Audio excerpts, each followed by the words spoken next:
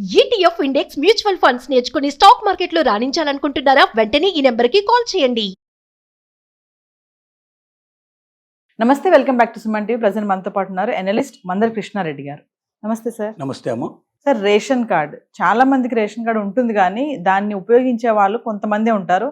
దానివల్ల చాలా బెనిఫిట్స్ కూడా పొందుతుంటారు. పప్పులు, గోధుమలు, బియ్యం అని చెప్పి రేషన్ అంతా తెచ్చుకుంటూ ఉంటారు. అయితే ఇప్పుడు కేంద్ర ప్రభుత్వం రేషన్ కార్డు ఉన్న కుటుంబాలకి కొన్ని మార్పులు తీసుకొచ్చిందంట. ఏంటి సార్ ఆ మార్పులు ఏంటి ఒక్కసారి? రేషన్ కార్డు అనేది మిస్యూజ్ అవుతున్న మాట వాస్తవం.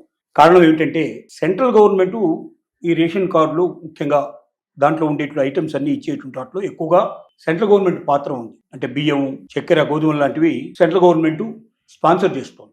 కొన్ని స్టేట్ గవర్నమెంట్స్ దీంతో పాటుగా చింతపండు ఇంకా మిగతా కొన్ని ఐటమ్స్ కూడా దీంట్లో చేర్చి ఇచ్చేటువంటి ప్రయత్నం చేస్తూ ఉన్నాయి. కానీ మేజర్గా బియ్యం అనేది దీంట్లో ముఖ్యమైనటువంటి భాగం.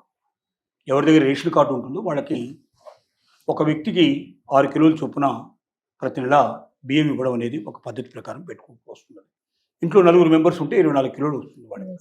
1 కిలో బియ్యానికి 33 రూపాయలు సుమారుగా సెంట్రల్ గవర్నమెంట్ నుంచి స్పాన్సర్ అవుతుంది. అంటే వీళ్ళు ఇచ్చే బియ్యం సన్న బియ్యం ఇవ్వరు, దొడ్డు బియ్యం ఉంటుంది.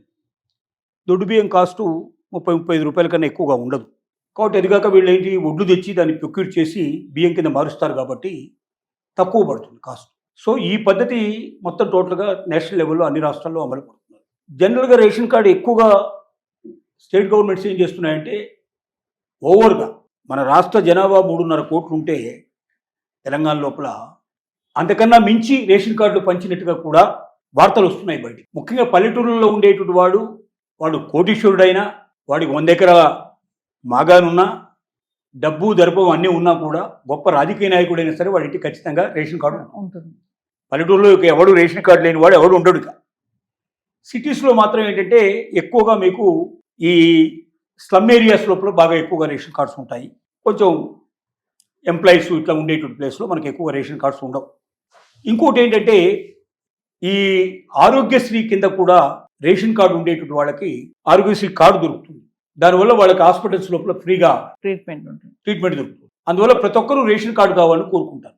సో ఇది మిస్యూజ్ అవుతున్న విషయం తెలుసుకున్నాను. దీంతో పాటుగా ఇంకోటి ఏం జరుగుతుందంటే రేషన్ కార్డులో వచ్చే బియ్యం చాలా మంది దొడ్డు బియ్యం తీసుకోవడానికి సిద్ధంగా లేరు. ఇప్పుడంటే తెలంగాణ లోపల సన్న బియ్యం ఇస్తున్నారు, మిగతా రాష్ట్రాల లోపల ఇప్పటికీ దొడ్డు బియ్యం ఇస్తున్నారు. ఈ దొడ్డు బియ్యం తీసుకోవడానికి సిద్ధంగా లేకపోవడం వల్ల చాలా మంది బియ్యం కొనుక్కోవడం లేదు. బియ్యం తీసుకోకపోవడం వల్ల ఏమవుతుందంటే ఆ బియ్యాన్ని వీళ్ళు తీసుకున్నట్టుగానే వాళ్ళు రకరకాలుగా దొంగ వ్యవహారాలు చేసి దాన్ని అంతా కూడా తరలించి వాటిని ఒకసారి మిల్లు లోపల సన్నగా మారుస్తారు. సన్న బియ్యం కింద వచ్చేట్టుగా చేసి విదేశాలకు ఎక్స్పోర్ట్ చేస్తున్నారు. అట్లా వేల కోట్ల రూపాయల బియ్యం ఇతర దేశాలకి ఎగుమతి అవుతున్నాయి. అదే ప్రభుత్వం డైరెక్ట్ చేస్తే ఆ డబ్బులన్నీ ప్రభుత్వాన్ని మిగిలిపోయే అవకాశాలు ఉంటాయి. ఇంకోటి ఏమవుతుందంటే చాలా మంది వీటిని తీసుకొని కూడా వేరే వాళ్ళకి అమ్ముకుంటున్నారు. ఇవి కూడా జరుగుతూ ఉన్నాయి. సో వీటన్నిటికీ చెక్ పట్టే విధంగా రేషన్ కార్డు ఉన్న వాళ్ళకి సరుకులు ఇవ్వకుండా వాటి బదులుగా ఎంతైతే అమౌంట్ గవర్నమెంట్, సెంట్రల్ గవర్నమెంట్ ఇస్తుందో ఆ డబ్బులు నేరుగా బ్యాంకులో వేసేస్తే ఈ సమస్యలు తగ్గుతాయని చెప్పి ప్రభుత్వం ఆశిస్తుంది. ఎందుకంటే వీటన్నిటి తెచ్చి గోడౌన్లలో పెట్టి అసలు పందికొక్కులు కొన్ని అవుతాయి, కొన్ని ఎంప్లాయీస్ రూపంలో ఉండే పందికొక్కులు ఇంకొన్ని, రాజకీయ నాయకుల పేరుతో ఉండే పందికొక్కులు మరికొన్ని, రకరకాలుగా దీంట్లో చేరి విపరీతంగా కులబొడుస్తున్నారు, నష్టం తెస్తున్నారు. ఇటు స్టేట్ గవర్నమెంట్ కొన్ని నష్టపోతున్నాయి, ఇటు సెంట్రల్ గవర్నమెంట్ నష్టపోతుంది. కాబట్టి వీటన్నిటికీ చెక్ పెట్టే విధంగా చేద్దామనే ఉద్దేశంతో పాండిచ్చేరి, మహారాష్ట్రలోని కొన్ని ప్రాంతాలు, తర్వాత ఇంకా కొన్ని కేంద్రపాలిత ప్రాంతాలు తీసుకొని చండీగఢ్, మహారాష్ట్ర, చండీగఢ్, దాద్రా నగర్ హవేలీ ఇట్లాంటి చోట్ల 4-5 చోట్ల దీన్ని అమలు పరచడానికి ప్రయత్నం చేస్తుంది. ఆల్రెడీ అమలు స్టార్ట్ అయింది. అంటే ఏం చేస్తారు, ఒక స్లిప్ ఇష్యూ చేస్తారు. అంటే వీళ్ళకి ఇప్పుడు ఇంక సరుకులు ఇవ్వరా సార్? అకౌంట్లో డబ్బులు వేసేస్తారు, ఇంక సరుకులు ఇవ్వనంటేనా? సరుకులు ఇవ్వరు, వాళ్ళకి దాని బదులుగా ఒక చిట్టి ఇస్తారు. వాళ్ళ ఇష్టం, సరుకులుగా ఉంటే సరుకులు కొనుక్కోవచ్చు వాళ్ళు. ఓకే. సరుకులు కాదు అనుకుంటే వాళ్ళు డైరెక్ట్గా క్యాష్ తీసుకోవచ్చు. వాళ్ళు అంటే 2 రకాలు కూడా అవకాశాలు కల్పించారు. ఆ సరుకులు రేషన్ షాప్లోనే దొరకాల్సిన అక్కర్లేదు, అవి బయట కూడా దొరుకుతాయి. వేరే షాప్లకు ఆథరైజేషన్ ఇస్తున్నారు. ఆ రేట్లలో వాళ్ళకి ఇచ్చేయండి అని చెప్పి వాళ్ళతో మాట్లాడుకొని అగ్రిమెంట్ చేసుకుంటున్నారు. రేషన్లో ఇచ్చే రేట్కే ఇచ్చేయమని చెప్పి మాట్లాడుకుంటున్నారు. ఆ సరుకు ఎవడైనా అక్కడ ఆ రేట్కే ఇస్తాడు, అంతగాని ఇంకా 2 రూపాయలు, 10 రూపాయలకి, 5 రూపాయలకు తక్కువ దొరుకుతుంది, కానీ పెద్దగా ఎంతగానే ఎక్కువ దొరకదు మార్కెట్లో కూడా. అందువల్ల వాళ్ళకి ఆ నమ్మకం బయట ఎక్కడైనా దొరికే వాళ్ళతోటి సంబంధాలు పెట్టుకుని ఆ స్లిప్ తీసుకుపోయి వాళ్ళకి ఇచ్చేస్తే ఆ స్లిప్ తీసుకెళ్లి వాళ్ళు ఏం చేస్తారు, బ్యాంకులో వేసుకొని డబ్బు సంపాదించుకుంటారు, వీళ్ళకి సరుకులు ఇచ్చేస్తారు. లేదా మీకు డబ్బులే కావాలంటే దీంట్లో క్యాష్ డైరెక్ట్ మీ అకౌంట్లో వేసేసుకుంటే ఆ స్లిప్ తీసుకెళ్లి అకౌంట్లో వేసుకుంటే మీకు డబ్బులు వస్తాయి. మీకు ఎలా కావాలో మీరు అలా చేసుకోండి అని చెప్తోంది గవర్నమెంట్. దీనివల్ల ఏమిటి అంటే సెంట్రల్ గవర్నమెంట్ ఇస్తున్నటువంటి విషయం స్పష్టంగా వాళ్ళకి అర్థమవుతుంది. ఒకటి, దీంట్లో సెంట్రల్ గవర్నమెంట్ ఆశిస్తుంది ఏమిటంటే, రెండోది ఏంటి, దీంట్లో చాలా చోట్ల దొంగతనం జరగడాలు, దోపిడీలు జరగడాలు, ఈ మాయం అవడాలు, ఇట్లాంటివన్నీ కూడా లక్షల కోట్ల రూపాయలు దీంట్లో నష్టానికి ఒడిగట్టే ప్రయత్నం జరుగుతుంది. వీటన్నిటికీ పులి స్టాప్ పెట్టే విధంగా ఈ నిర్ణయం తీసుకోబోతుంది. సో ఈ 4 చోట్ల ఇప్పుడు వాళ్ళు అమలు చేస్తున్నటువంటి రాష్ట్రాల లోపల సక్సెస్ఫుల్గా కంప్లీట్ అయిపోతే, సో ప్రాజెక్టు దీన్ని పైలట్ ప్రాజెక్ట్ అంటారు, పైలట్ ప్రాజెక్ట్ కింద తీసుకొని దీన్ని స్టార్ట్ చేశారు. ఇది సక్సెస్ అయినట్లయితే మిగతా మొత్తం దేశం అంతా కూడా దీన్ని అమలు పరచాలనే ఆలోచనలో ఉన్నారు. బహుశా నెక్స్ట్ ఇయర్ కల్లా మొత్తం దేశంలో అమలుపరిచినా ఆశ్చర్యపడాల్సిన అవసరం లేదు. ఇది అమలుపరిచినట్టయితే చాలా మార్పులు వస్తాయి.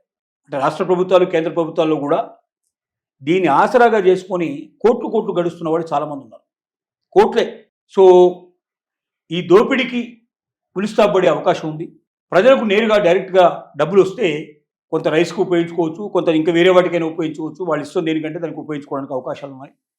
డబ్బు రూపంలో వచ్చినప్పుడు రైసే తెచ్చుకోవాల్సిన అవసరం లేదు కదా. సో కాబట్టి వాళ్ళ అవసరాన్ని బట్టి వాళ్ళు దానికి ముందుకు వెళ్ళడానికి అవకాశం ఉంటుందన్న ఉద్దేశంతో ప్రభుత్వం ఈ పని చేస్తూ ఉంది. సెంట్రల్ గవర్నమెంట్ ముఖ్యంగా సాధించదలుచుకుందంటే ఎస్బీఐ ద్వారా ఇదంతా చేస్తుంది, స్టేట్ బ్యాంక్ ఆఫ్ ఇండియా ద్వారా చేస్తుంది ఇదంతా కూడా. స్టేట్ బ్యాంక్ ఆఫ్ ఇండియాకి సంబంధించిన బ్రాంచెస్ ఇవాళ మొత్తం అన్ని బ్రాంచ్లు కూడా స్టేట్ బ్యాంక్ ఆఫ్ ఇండియాలో కలిసిపోయినాయి కాబట్టి ప్రతి పల్లెటూరులో కూడా ఇవాళ స్టేట్ బ్యాంక్ ఆఫ్ ఇండియా, కొంచెం మేజర్ గ్రామ పంచాయతీ అయితే ఆటోమేటిక్గా స్టేట్ బ్యాంక్ ఆఫ్ ఇండియా ఉండే అవకాశం ఉంది. ఇక్కడ స్టేట్ బ్యాంక్ ఆఫ్ హైదరాబాద్ కూడా స్టేట్ బ్యాంక్ ఆఫ్ ఇండియా కింద మారిపోయినాయి. అలాగే స్టేట్ బ్యాంకులు అన్ని రాష్ట్రాల్లో ఉండేటువంటి స్టేట్ బ్యాంకులు కూడా ఇప్పుడు స్టేట్ బ్యాంక్ ఆఫ్ ఇండియా కింద మారిపోయినాయి కాబట్టి state bank of India branches అన్ని చోట్ల ఉంటాయి కాబట్టి ఈజీగా అవకాశం దొరుకుతుంది. ఇది సక్సెస్ఫుల్గా రన్ అవుతుందని నమ్మకం వాళ్ళకి ఏర్పడింది.